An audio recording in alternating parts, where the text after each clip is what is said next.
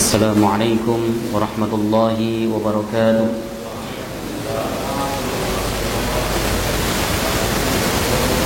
Alhamdulillahi rabbil alamin wal aqibatu lil muttaqin wa la udwana illa 'alal zalimin. Asyhadu an la ilaha illallah wahidul halim wa asyhadu anna Muhammadan 'abduhu wa rasuluhul karim. Allahumma shalli wa sallim wa barik ala hadzal nabiyil karim نبينا محمد صلى الله عليه وسلم وعلى آله وصحبه ومن تبعه إلى يوم الدين. أما بعد فيا عباد الله أوصيكم نفسي وإياي بتقوى الله وطاعته لعلكم تفلحون. قال الله تعالى في كتابه العزيز وهو أصدق القائلين يا أيها الذين آمنوا اتقوا الله حق تقاته ولا تموتن إلا وأنتم مسلمون. فإن أحسن الحديث كتاب الله خير الهدي هدي محمد وشر الأمور محدثاتها وكل محدثات بدعة وكل بدعة ضلالة وكل ضلالة في النار. Alhamdulillah, segala puji bagi Allah Subhanahu wa taala, Tuhan semesta alam yang telah memberikan kita nikmatul iman wal Islam wa sihatil badan, sehingga pada kesempatan kali ini kita masih bisa melaksanakan ibadah solat maghrib berjamaah disambung dengan halaqah sejenak dalam rangka membahas agamanya Allah Subhanahu wa taala.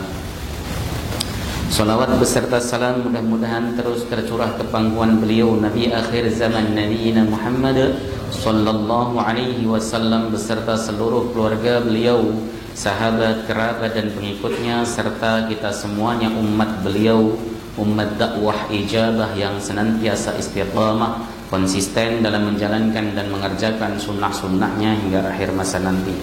Jemaah sekalian yang dimuliakan oleh Allah Subhanahu wa taala, kembali kita akan membahas kitab Taisirul Alam Syarah Umdatil Ahkam, hadis yang nomor 102. Kemarin kita telah membahas hadis nomor 101 beserta syarahnya yang menjelaskan tentang bagaimana apabila kita saat sholat jumlah rakaat kita kurang tapi kita sudah keburu salam.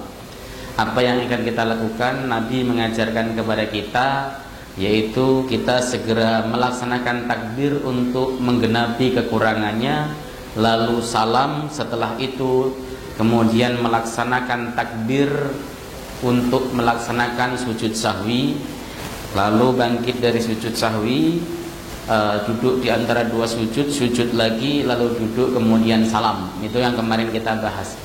Nah, penyebab sujud sahwi itu bukan hanya seperti itu, tetapi juga ada kasus di mana seseorang tersebut lupa mengerjakan sebagian daripada amaliyah salat sebagaimana yang tertuang di dalam hadis nomor 102 ini. An Abdullah bin Buhainah wa kana min ashabin Nabi sallallahu alaihi wasallam. Dari Abdullah bin Buhainah, beliau adalah termasuk sahabat-sahabat Nabi sallallahu alaihi wasallam. Wa anna an-nabiyya sallallahu alaihi wasallam shalla bihim adh-dhuhra, dan sesungguhnya Nabi sallallahu alaihi wasallam itu salat bersama dengan para sahabat pada waktu zuhur, artinya salat zuhur. Faqama fi rak'atainil ulayaini, kemudian Rasulullah itu berdiri pada rakaat yang kedua, walam yajlis, dan beliau tidak sujud tasyahud awal. Maksudnya begitu. Jadi pada saat beliau di rakaat kedua, pada rakaat kedua beliau tidak duduk tasyahud awal tapi langsung berdiri.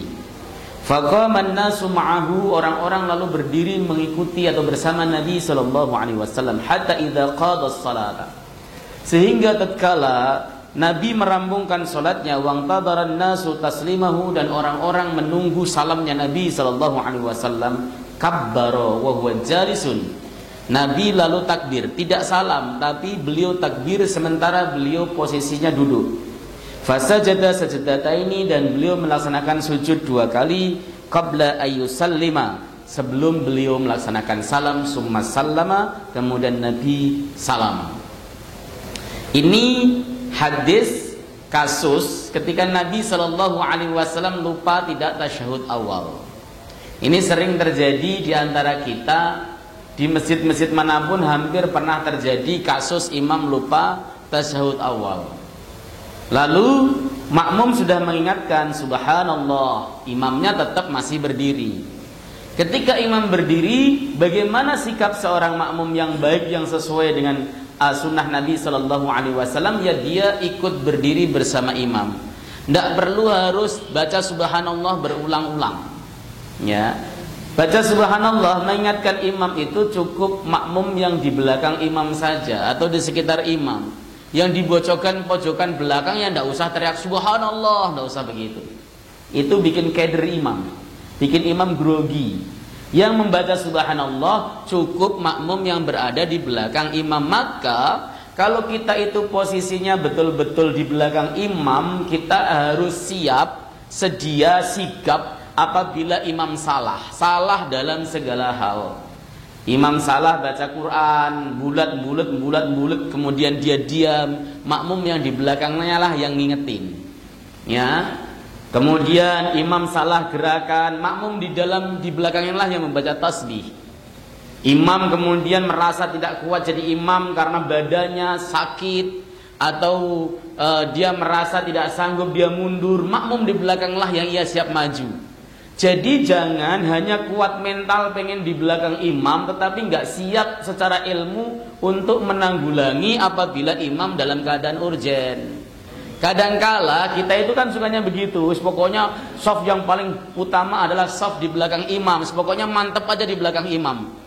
Nah, pada saat imam kehilangan kendali, salah misalnya, ya dia bingung, imam mundur dia bingung, malah baca subhanallah, kan repot.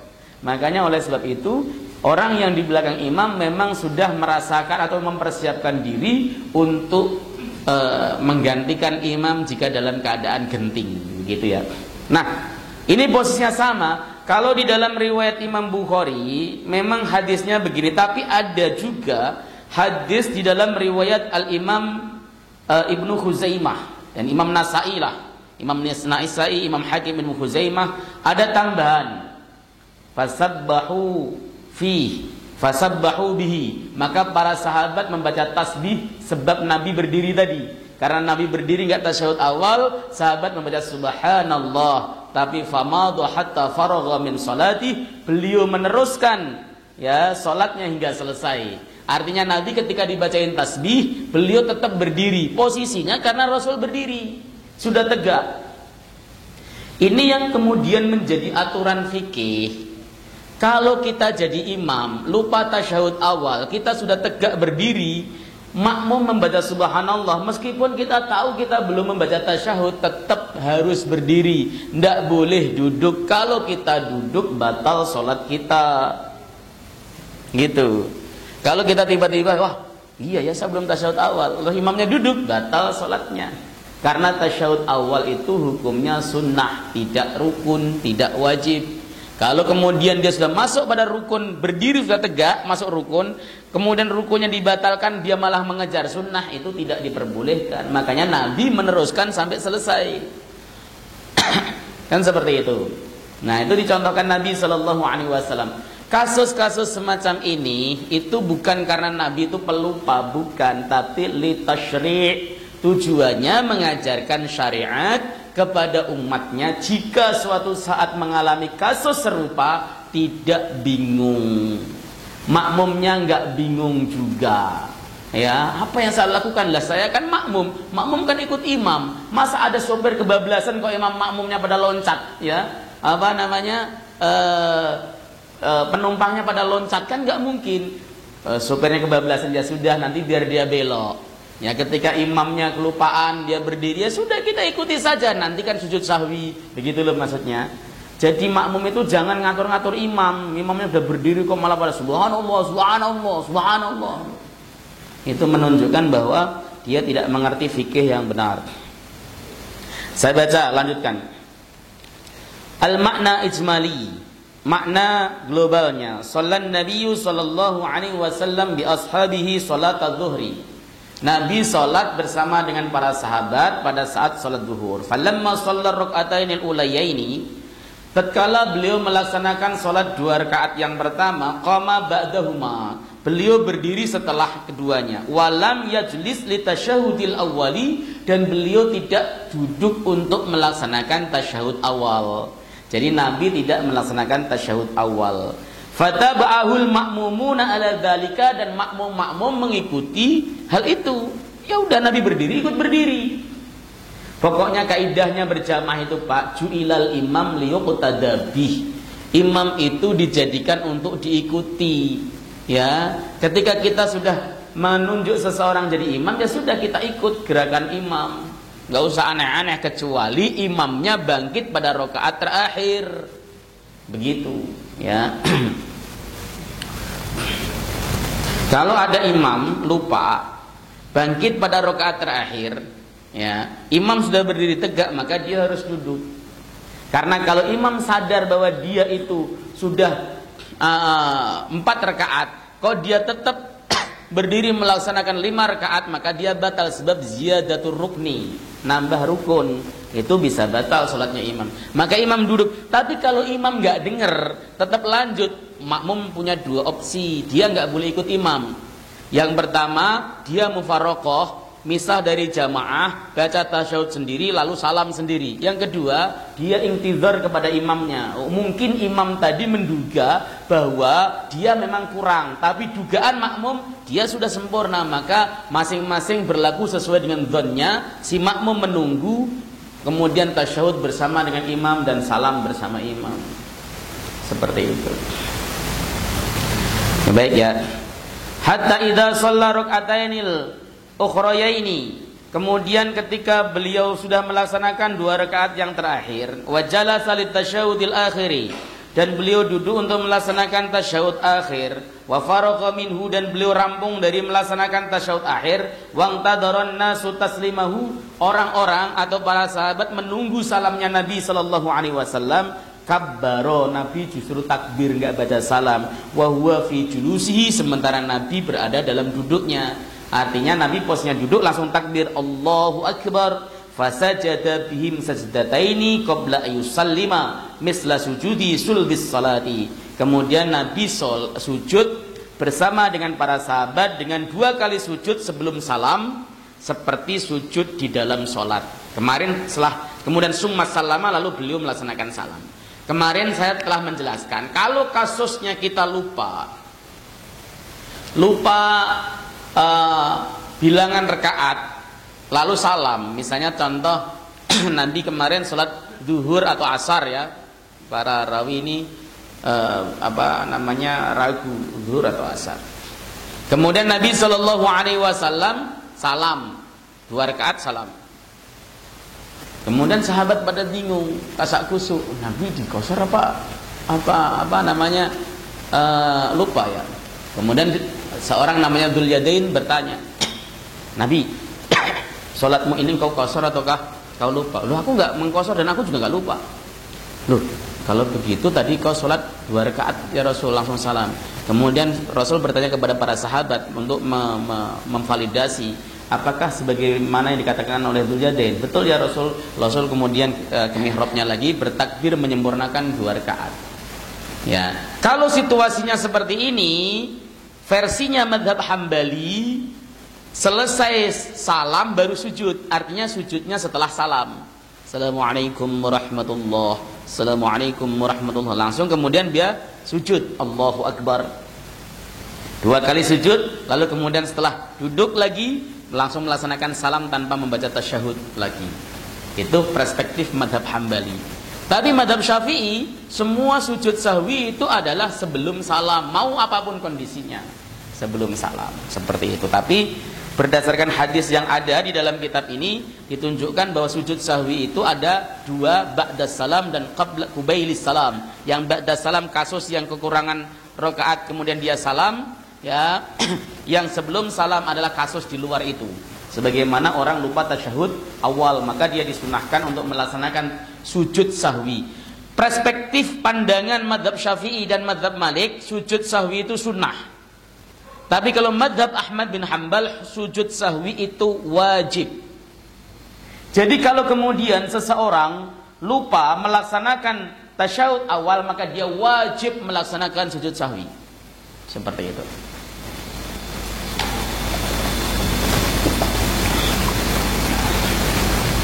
Baik. Ma yu'khad minal hadis. Apa yang diambil dari hadis ini? Pelajaran apa sih? Yang pertama, wujubu sujudi sahwi liman safis salati. Ya, wa tarakat tasyahudal awwali. Nah, ini wajibnya sujud sahwi bagi orang yang lupa di dalam salat dan tidak melaksanakan tasyahud awal. Karena pengarang kitab Taisirul Alam ini adalah ulama madhab Hambali, maka sujud sahwi itu hukumnya wajib. Kalau perspektif Syafi'i, sujud sahwi itu hukumnya sunnah. Apabila ada orang meninggalkan tasyahud awal, lalu dia tidak sujud sahwi, tetap sah solatnya, sebab tasyahud awal perspektif Syafi'i itu adalah sunnah ab'ad. Meninggalkan sunnah itu tidak berimplikasi batalnya sholat. Begitu.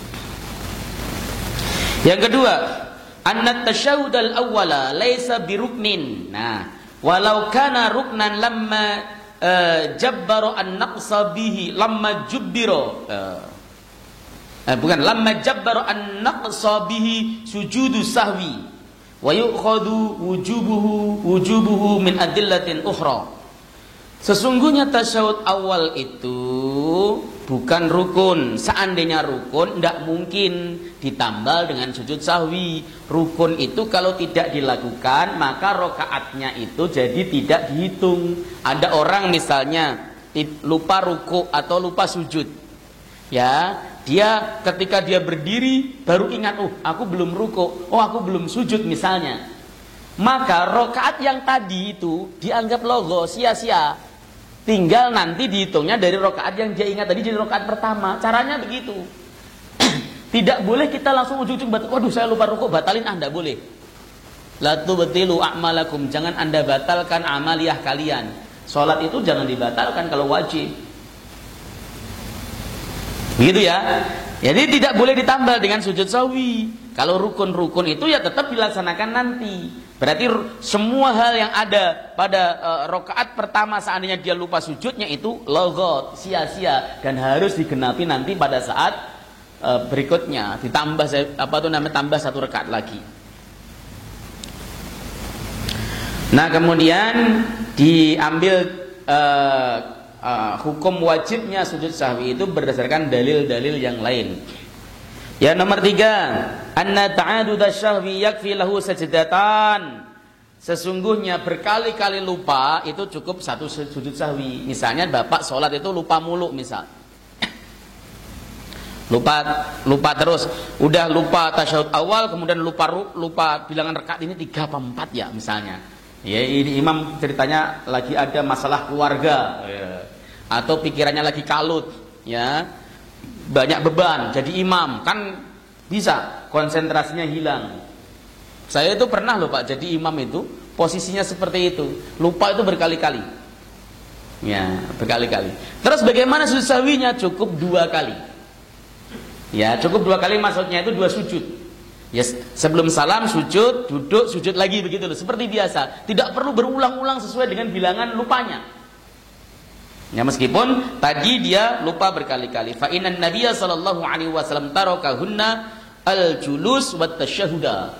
Karena Nabi sallallahu alaihi wasallam itu beliau meninggalkan di sini ya duduk dan bacaan tasyahud. Duduk tasyahud itu hukumnya sunnah, bacaan tasyahud awal juga sunnah. Yang wajib itu bacaan tasyahud akhir. Bacaan tasyahud awal itu sunnah, begitu. Yang nomor 4, ahmiyatu mutaba'atil imam. Urgensi atau pentingnya ikut imam. Makmum mutaba'ah sama imam. Makmum itu ikuti saja gerakan imam. Ya, kalau kecuali imamnya sengaja melakukan sesuatu hal yang berpotensi batal, nah, ikuti saja karena kita jadi makmum. Haitsu aqarrahumun nabiyyu sallallahu alaihi wasallam ala mutaba'atihi wa tarakahum al-julus ma'a ilmihim bidzalik. Ya, ketika Nabi itu membiarkan makmum mengikuti beliau dan beliau tidak duduk padahal beliau tahu bahwa beliau tidak tasyahud awal. tetap tidak duduk, dan kemudian diikuti. Nabi tidak menegur, Nabi tidak menyalahkan, karena memang posisi makmum yang benar ya seperti itu. Makanya kalau kemudian ada orang yang tanya, Ustadz, kita itu kalau tasyahud jadi masbuk, ya imamnya sudah tasyahud akhir, berarti kan posisinya duduknya tawaruk. Nah, makmum itu bagaimana duduknya? Apakah tawaruk sebagaimana imam karena dia harus mutabaah dengan imam, ataukah iftirosh? Seperti itu kan? Itu kan para ulama membahasnya duduk apa saja boleh. Mau tawaruk ataupun iftirosh boleh, yang penting duduk. Urgensinya itu di situ. Yang penting dia duduk, mutabaahnya duduk. Ya. Bukan mutabaahnya itu tawaruk atau iftirosh. Maka kalau ada yang kemudian pas tasyahud akhirnya imam dia masih masbuk, dia tawaruk, tidak masalah, no problem, ya, karena dia termasuk dianggap mengikuti imam pada saat dia mengikuti imam dalam posisi duduk. Kalau anda mau iftiras ya silahkan. Kenapa kok kemudian para ulama tidak memiliki pandangan yang jelas? Sebab tidak ada teladan dari Nabi Shallallahu Alaihi Wasallam akan hal itu. Kalau nggak ada teladan ya boleh melaksanakan keduanya.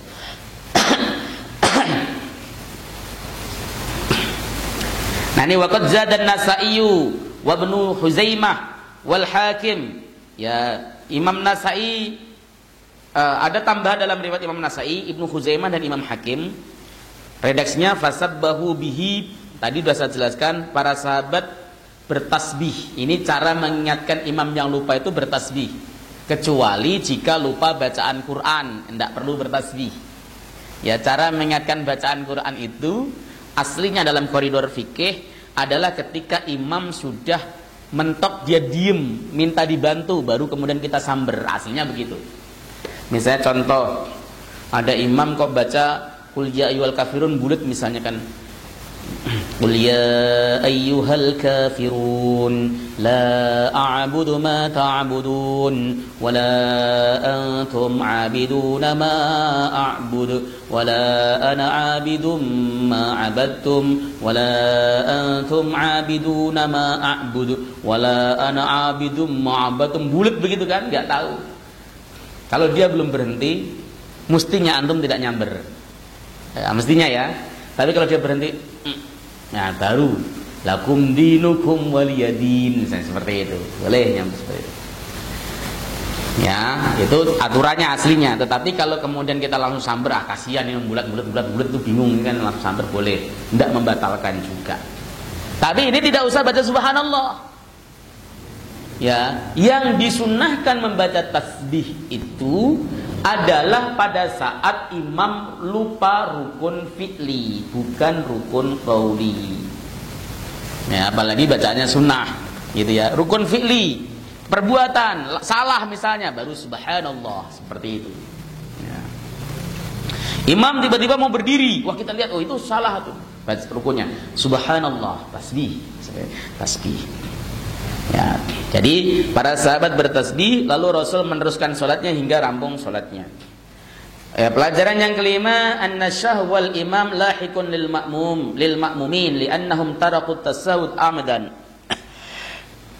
wal mu'tamadu laysa alaihi syahwun litarkil wajib wa innama tabtulu salatu fi ghairi misli hadis surah. Lupanya imam itu patut atau cocok atau patut bagi makmum juga. Meskipun makmum tahu dia meninggalkan tasyahud tersebut itu sengaja, karena dia tahu imam nggak tasyahud nih. Akhirnya dia ikut imam, kan dia meninggalkannya dengan sengaja. Ya, maka kalau seandainya ada orang seperti itu sengaja, perspektif mazhab Ahmad sekali lagi, ya, tasyahud awal itu bukan dihukumi sunnah, tetapi masuk dalam kategori yang wajib misalnya. Kalau dia meninggalkan dengan sengaja, tidak dalam posisi dia ikut imam, maka sholatnya batal di dalam kitab Taisirul Alam ini. Tetapi kalau dalam mazhab Syafi'i tidak, walaupun dia sengaja, dia nggak batal sholatnya. Kenapa? Karena tasyahud awal itu hukumnya sunnah, bacaan tasyahudnya juga sunnah, seperti itu. Biasa perbedaan pendapat. Yang selanjutnya, annas sujuda fi mithli hadhil hal yakunu qabla salam. Sesungguhnya sujud dalam kondisi seperti ini, kasusnya kasus lupa tasyahud itu dilaksanakan sebelum salam. Ya, yang nomor 7 annas salama yali sajdatai sahwi fala yufassilu bainahuma. Ya, bitasyahudin au du'ain. Sesungguhnya salam itu mengiring-iringi dua sujudnya. Ketika kita sudah baca gini nih. Allahumma inni a'udzubika min adzabi jahannam wa min adzabil qabri wa min fitnatil mahya wal mamat wa min syarri fitnatil masiihid dajjal. Allahu akbar. Ya, baca subhana rabbiyal a'la boleh. Kemudian Allahu akbar, baca doa Allahumma gfirli. Kemudian sujud lagi baca subhana rabbiyal a'la. Kemudian duduk lagi langsung assalamualaikum warahmatullah. Assalamualaikum warahmatullah. Jadi tidak perlu membaca tasyahud ataupun doa lagi. Ya, karena makanya redaksi fikihnya itu qubailis salam, sebelum sedikit salam. Artinya ketika kita baca tasyahud, membaca sholawat, membaca doa, lalu sujud, baru kemudian salam. Aturannya begitu, ya. Itu hadis nomor 102. Sekarang kita menginjak pada hadis nomor 103. Babul murur baina yadayil musalli. Bab lewatan di depan orang yang sholat. Al-hadisus salisu ba'dal mi'ah. Hadis yang nomor 103. An Abi Jahmi bin al-Haris bin Simah al-Ansari radhiyallahu ta'ala anhu qala Rasulullah sallallahu alaihi wasallam, Rasulullah Muhammad sallallahu alaihi wasallam bersabda, "Law ya'lamul maru baina yadayil musalli madza alaihi minal ismi." Seandainya orang yang lewat di depan orang yang sholat itu tahu dosa yang akan ditimpakan kepada dirinya, lakana ayyakifa arba'ina khairan lahu min ayyamurra baina yadayil musalli. Pastilah berdiri selama 40 itu lebih bagus baginya dibanding lewatan di depan orang yang sedang sholat. 40 ini tidak jelas 40 hari atau 40 bulan atau 40 tahun. Tapi ada dalam riwayat lain menggunakan kata berdiri selama 40 tahun. 100 tahun menggunakan kata mi'ata amin. Ya 100 tahun. Nah 40 itu apakah 40 tahun, 40 hari ataupun 40 bulan, ulama khilaf. Enggak usah pakai tahun lah. 40 hari saja berdiri. Kalau enggak langsung encok sama asam urat. Ya, makanya ini menunjukkan lewatan depan orang yang sholat itu hukumnya haram. Kenapa? Ada ancamannya. Begitu. Kan makruh. Ya, ini kita akan bahas secara detail. Qala Abu Nadri. Abu Nadhr berkata, la adri. Qala arba'ina yauman aw syahron aw sanatan. Nah, beliau mengatakan gitu. Aku tidak tahu apakah yang maksud Nabi itu 40 hari, 40 bulan ataukah 40 tahun. Al-makna al-ijmaliyu. Makna globalnya begini. Al-musalli waqifun baina yadayyi rabbih yunajihi wa yunajih. Orang yang sholat itu sedang berdiri di hadapan Allah. Dia sedang berdoa dan munajat. Ya. Faida marra baina yadayhi fi hadhil hal marun, tatkala orang yang lewat, ada orang yang lewat di depan orang yang sholat dalam kondisi begini, qata'a hadhil munajata wa sawwasa alaihi ibadatah. Dia jadi memutuskan munajatnya, keganggu dan taswis, mengganggu orang yang sedang ibadah. Kita lagi sholat tiba-tiba geleber, aduh, terganggu, kita nggak khusyuk. Yang khusyuk jadi nggak khusyuk, apalagi yang memang dari awal nggak khusyuk. Lewatan geleber-geleber malah matanya ngikut ini. Ngapain tuh? Ngapain? Apalagi kalau anak kecil, masya Allah. Anak kecil geleber-geleber handphone depan kita, kacamata depan kita tuh. Mau dilaksanakan hadis Nabi, maka doronglah atau pukullah atau perangilah begitu. Anak kecil, ya, dorong beneran jatuh orang tuanya pasti ngamuk-ngamuk. Ya, tapi Nabi Shallallahu Alaihi Wasallam ketika memberikan aturan itu tidak ada mustasnayatnya, nggak ada pengecualian. Dia tua, besar ataupun kecil sama sebenarnya dicegah. Kalau bisa ya dipegang-pegang, tapi lari-lariannya itu. Makanya yang benar, orang tua yang memiliki anak kecil dan belum bisa diatur untuk melaksanakan sholat dengan baik, jangan dibawa ke masjid. Taswisul musallin itu dosa, mengganggu orang yang sholat itu dosa. Ya. Wah, anak harus kita ajarin ke masjid. Oke, tapi anak Anda harus bisa diatur untuk bisa tenang, untuk bisa sholat dengan baik. Tapi kalau anaknya lari-lari, kemudian di atas mimbar klotak-klotak itu, siapa yang bisa khusyuk? Jangankan imamnya juga gak khusyuk itu. Si anak siapa ini, ya Allah, ini serius. Ini namanya mengganggu orang sholat. Sayyidina Hasan dan Husain beda kasus, beliau itu bisa diatur, nggak modelnya seperti anak kita yang lari-lari. Makanya kita itu kalau ngajak anak ke masjid omongin dulu ya, nanti di masjid sholat yang baik, yang rapat, yang yang bagus, jangan lari-larian. Kalau lari-larian mending di rumah. Kalau bisa diatur begitu, ajak ke masjid, biar dia latihan sholat berjamaah. Tapi kalau belum bisa, ajari di rumah tata kramanya. Jangan dipaksakan. Yang unik lagi, anaknya banyak ke masjid, bapaknya kagak. Ya, anaknya lari-lari, anaknya siapa nih? Anaknya doang, bapaknya nggak ada. Itu kasus seperti itu sering terjadi. Makanya ini yang harus kemudian kita sadarkan. Orang pada bingung, lah ini gimana caranya Pak? Ya tegur. Kalau orang tuanya nggak terima, suruh duduk bareng-bareng sama DKM. Masjid itu kan untuk ibadah. Namanya saja masjid, tempat sujud. Nah, di masjid itu supaya ibadahnya itu tenang atau nikmat atau khusyuk, harus butuh ketenangan, nggak ada suara-suara yang mengganggunya. Anak kecil ramai berisik dan sebagainya. Janganlah. Alhamdulillah di sini nggak begitu berisik ya anaknya ya. Ada masjid yang berisik luar biasa. Ya, luar biasa. Sampai habis sholat ngaji begini, saya tegur jamaah DKM-nya. Anda itu kan ngaji sama saya sudah lama, masih kayak begini aja, cara ngaturnya bagaimana gitu kan? Gitu kan. Besok diatur di belakang, tungguin ada khirosah 3 orang, nanti 3 orang selesai biar langsung sholat sendiri bertiga secara berjamaah. Repot masalahnya kalau enggak omongin sama orang tuanya. Kalau bawa anak suruh ngatur anaknya. Kalau belum bisa diatur, jangan ke masjid dulu, ganggu. Oh, anaknya imam, sama. Nggak ada spesialisasi anaknya imam atau tidak, sama. Dalam hukum itu sama. Ya. Maka diatur yang baik supaya nyaman semuanya. Diatur. Kalau perlu malah diajak ke masjid, tapi di depan masjid itu ada mainan, pelorot-pelorotan, prosot-prosotan dan sebagainya. Dah kamu daripada itu udah sono. Yang penting dia ke masjid, main aja main-main. Anak kecil kok.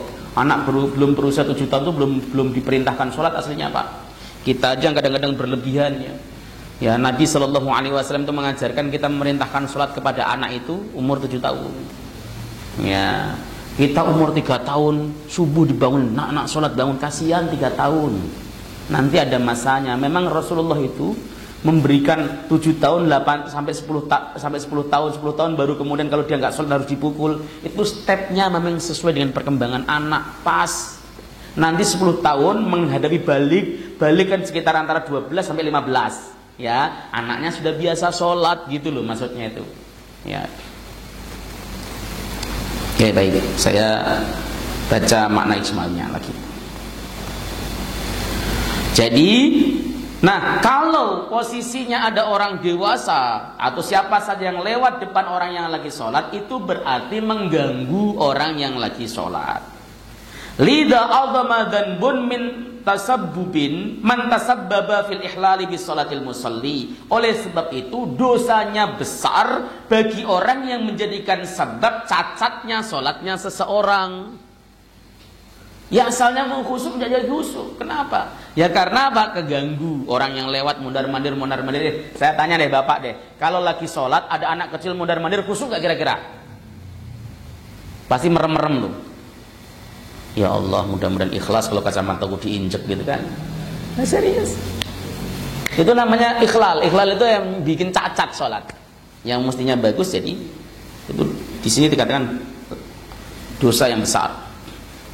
Bimururihi, sebab lewatnya. Fahabar syari' annahu law alima ma ladzi tarattaba ala mururihi minal ismi wadzanbi la faddala ayyakifa makanahu al-amada at-tawilata ala ayyamurra baina yadayil musalli. Kemudian syari' itu Rasulullah Shallallahu Alaihi Wasallam menginformasikan seandainya orang yang lewatan tersebut mengetahui tentang dosa-dosa yang akan ia terima, pastilah ia lebih menyukai untuk berdiri di tempatnya tersebut, ya, meskipun dalam masa yang lama, daripada dia lewatan. Makanya ketika kita mau lewat, lah, sono banyak yang sholat, situ banyak yang sholat, sini banyak yang sholat, bagaimana nih? Ya Anda berdiri atau duduk lagi, nggak usah kemudian dipaksakan. Dan yang kedua, orang yang sholat itu tahu diri. Udah Anda sholat, jangan di depan pintu. Sholat sunnah nih, selesai kan? Kan orang pada mulai pada bubar. Jangan depan pintu. Kalau depan pintu kan ngewen. Sono ada yang sholat, situ ada yang sholat, situ ada yang sholat. Dan gimana cara keluarnya? Ya, maka jangan di depan pintu. Jangan nyebabin orang itu dosa gitu loh. Orang kok seneng nyebabin orang jadi masuk neraka. Ya. Mimma yujibul hadr min dalik, sebagian daripada yang mewajibkan larangan, melarang dari lewatan, wal ibtiad minhu, dan menjauh dari orang yang melaksanakan sholat. Oke, ma yu'khad minal hadis, apa yang bisa diambil dari hadis ini? Yang pertama, tahrimul murur baina yadayil musalli, haram hukumnya lewatan di depan orang yang melaksanakan sholat. Idza lam yakun lahu sutroh, tatkala dia tidak memakai sutroh. Tidak pakai sutroh, Anda lewatan di depannya, itu haram. Kecuali kalau di dalam syarah Bulughul Maram, itu jarak antar tempat Anda lewatan dengan tempat posisi dia berdiri itu lebih dari 3 hasta. 1 dhiro itu anggaplah 50 meter. Kalau 3 hasta itu 150 cm. 1 hasta itu anggap saja 50 cm. Ya, 50 cm. Kalau 3 hasta 150 cm, anggaplah begitu. Misalnya ada orang sholat di situ, saya lewat di sini itu sudah tidak apa-apa, nggak mengganggu. Ya, kalau dia merasa terganggu berarti matanya kemana-mana. Ya, kalau matanya tempat-tempat sujud nggak merasa keganggu. Ya, saya merasa keganggu Pak, lah ente melotot ke depan nih, keganggu lah. Gitu. Tapi kalau matanya di tempat sujud sudah aman. Tapi kalau dia nggak pakai sutra kok Anda di depannya, nah itu dosa. Awil murur bainahu wa bainaha, atau orang lewat antara dia dan sutrohnya. Dia sudah pakai sutroh, Anda masuk di dalamnya. Sutroh itu tidak harus papan-papan, itu enggak. Ya bisa apa ini namanya? Tembok. Tembok ini sutroh, tiang atau punggung orang yang melaksanakan sholat. Maka sutroh bagi makmum kedua itu adalah shaf pertama. Ya, sutroh bagi orang yang berada di shaf ketiga itu makmum yang ada di shaf kedua. Terus begitunya itu sutroh. Kalau kemudian kita lewatan, itu haram hukumnya. Makanya kalau konteksnya kita batal, itu tidak lari ke sana, tapi lurus ke belakang, mecah shaf ke belakang. Oleh sebab itulah syariat mengajarkan kepada kita, nempel kita kepada saudara kita itu yang lain, yang lunak, lembut, hingga suatu saat ketika kemudian ada yang keluar, tinggal geser sedikit, ada jalan. Lah kalau rapatnya begini bagaimana gesernya, Pak? Itu syiddah. Ya, merapatkan shaf itu kalau Anda pengen betul-betul belajar, hadisnya itu sangat banyak sekali dari riwayat Bukhari, Muslim, Nasai, Abu Dawud, ya, itu banyak sekali. Dan itu dikomparasikan oleh para ulama, oh maksudnya rapet itu ya jangan ada furjah, jangan renggangan. Kalaupun bersentuhan, sentuhanlah yang rasanya tuh nyaman, yang disentuh nyaman, yang menyentuh nyaman, yang sentuhan kecil gitu loh. Suatu saat ada orang yang buat, aduh kentut nih, masa di situ, maka mecahnya shaf ke belakang. Nah, ketika ada orang lewat, kasih jalan, sehingga dia tidak murur di antara orang yang sedang melaksanakan sholat. Ini dipahami. Oke. Kemudian yang kedua, mana tadi? Tadi wal murur bainahu wa bainah idza kana lahu sutrah. Dan lewatan di antara orang yang sholat dan sutrohnya kalau dia memang memakai sutroh. Yang nomor 2, wujubul ibtiadi anil mururi baina yadayhi li hadzal wa'id asyadid. Wajibnya untuk menjauh. Ya, artinya tidak melewati orang yang sedang melaksanakan sholat karena ada ancaman yang luar biasa. Ada orang yang sholat, kita jangan selonong-selonong. Udah, kita hormati orang yang melaksanakan sholat. Termasuk seandainya yang melaksanakan sholat itu anak kecil. Begitu. Nanti di hadis berikutnya ada caranya bagaimana kita untuk mencegah kalau ada orang yang lewat. Itu di hadis berikutnya. Sengaja nggak saya ucapkan biar besok ngaji lagi. Nomor 3, annal ula lil musalli. Annal aula lil musalli alla yusalliya fi turukin nas. Yang utama bagi orang yang sholat itu dia tidak sholat di jalan-jalan yang dilalui orang. Ini berlaku untuk semua masjid kecuali Mekah. Ya.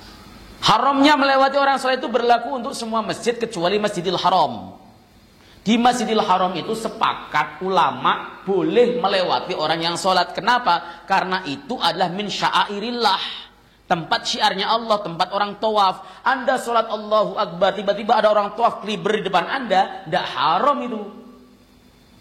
Boleh. Khusus Masjidil Haram, tidak berlaku di Masjid Nabawi. Apalagi Masjid Kuba.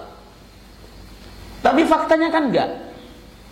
Masjid Nabawi kayak Masjid Kuba ada orang yang selonang orang sholat masih diterabas aja. Ini perlu perjelas supaya orang ngerti bahwa bolehnya lewat depan orang yang sholat hanya berlaku di Masjidil Haram, enggak berlaku di selain Masjidil Haram, termasuk Masjid Nabawi, Masjid Kuba, apalagi Masjid Bandara Soekarno-Hatta, apalagi Masjid Mubasyirin misalnya. Wow, geleber. Kadang-kadang yang lewat itu nggak punya dosa sih ya. Apalagi kalau kemudian yang lewatnya agak keren dikit, jubahnya gede, surbanya gede gitu kan, jalannya blak begitu. Padahal lewat depan orang yang sholat haram. Jauh gitu. Tapi alhamdulillah kalau orang Indonesia itu masih punya sopan santun kalau lewat-lewat itu.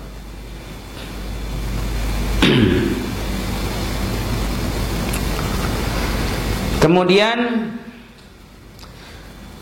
jangan lewat di jalan-jalan orang. Wa fil amkinah allati la budalahum minal mururu biha, ya, dan di tempat-tempat yang kira-kira orang itu pasti akan lewat di situ. Jangan, hindari sholat di depan situ meskipun sholat sunnah.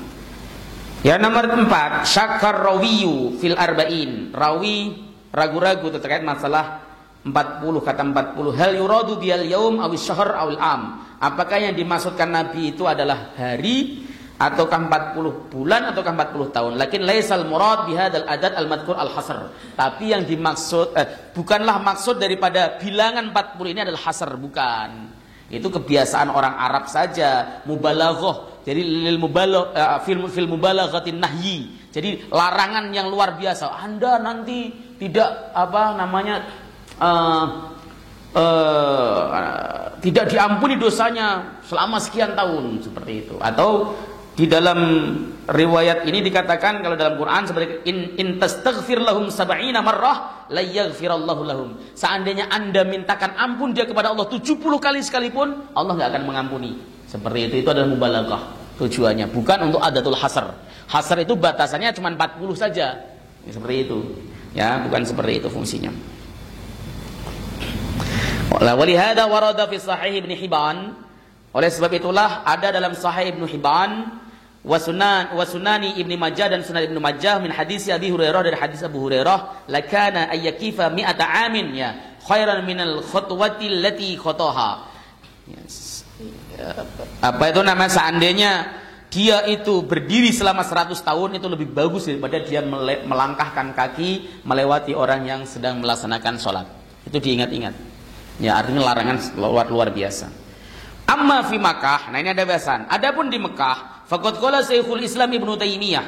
Maka Ibnu Taimiyah berkata, "Lau shallal musalli fil masjid wan nasu yatufuna amamahu lam yukrah sawa'un marra min amamihi rajulun aw imra'ah." Seandainya ada orang yang sholat di masjid, lalu orang itu tawaf di depannya, itu tidak makruh. Meskipun yang lewat itu adalah laki-laki atau perempuan sama, Anda sholat gelibar-gelibar nggak masalah. Di Masjidil Haram karena itu tempat tawaf. Begitu. Ya. Tapi tidak berlaku di masjid lain. Jangan Anda kiaskan, oh di Masjidil Haram boleh, berarti di sini boleh. Lah, beda tempat. Oke, saya rasa begitu, 2 hadis cukuplah. Ada muskil yang tanyakan, monggo.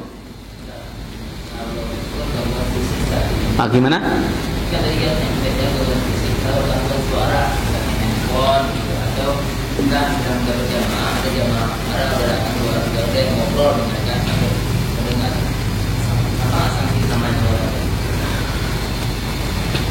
kalau dosa, dia berdosa karena urgensinya atau intinya adalah dia menyebabkan orang yang sholat terganggu, taswisul musallin. terjadi waswasah di dalam dirinya. Kita lagi sholat nih, tiba-tiba handphone berdering dan sebagainya, kan nggak konsentrasi. Itu yang disebut taswis. Atau kita lagi sholat, malah ngobrol. Maka orang ngobrol keras di masjid, posisinya orang sholat itu haram, dosa, nggak boleh. Ya, di masjid begini tidak boleh ada suara keras kecuali zikir kepada Allah, taklim dan sebagainya, tidak boleh. Tiba-tiba Anda lalu teriak-teriakan dan sebagainya, ngobrol sambil ketawa, itu tidak boleh di masjid. Itu termasuk ikramul masjid, memuliakan masjid. Ya, suara apa saja kecuali suara baji di luar kan maksudnya.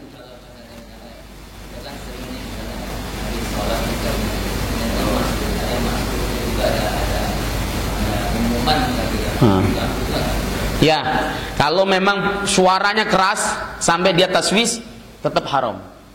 Maka caranya adalah dengan dipelankan suaranya. Gitu ya. Ya, pokoknya usahakan tidak mengganggu orang yang melaksanakan salat. Begitu. Itu urgen. Penting ini masalahnya. Oke. Makanya saya kadang-kala kalau ada orang sholat mau mulai ngaji itu ada gimana ya, kadang nunggu sampai selesai, dah biarin selesai dulu sholatnya. Tapi kalau masih sholat lagi ya udah mulai, tapi pelan-pelan begitu. Karena ada beberapa masjid yang modelnya itu begitu, yang mau ngaji itu yang bersangkutan masih sholatnya masih lama begitu. Kenapa? Ya karena yang menguasai masjid ya memang orang sholat. Masjid itu diperuntukkan untuk orang sholat, Pak. Anda baca Quran saja keras, ada orang sholat, Anda yang harus ngalah posisinya begitu. Baik, ya ada lagi? Cukup? Monggo silakan Pak.